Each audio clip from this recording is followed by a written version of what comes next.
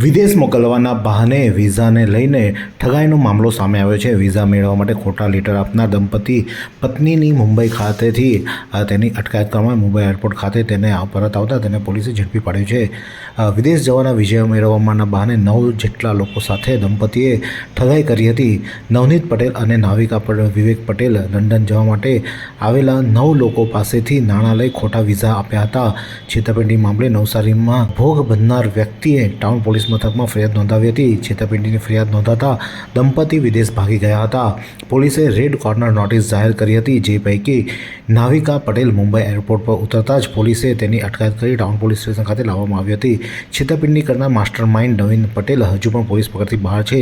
દંપતી વિદેશ જવા માટે કુલ 22 લાખ રૂપિયાથી વધુની છેતરપિંડી કરી હતી અને અન્ય લોકોના હજુ પણ આંકડાઓ સામે આવશે ત્યારે કુલ કરોડ રૂપિયાથી વધુની છેતરપિંડીનો ગુનો ટાઉન પોલીસ મથકમાં દાખલ કરવામાં આવ્યો છે અને પીઆઈ દ્વારા આ અંગે તપાસ હાથ ધરવામાં આવી છે।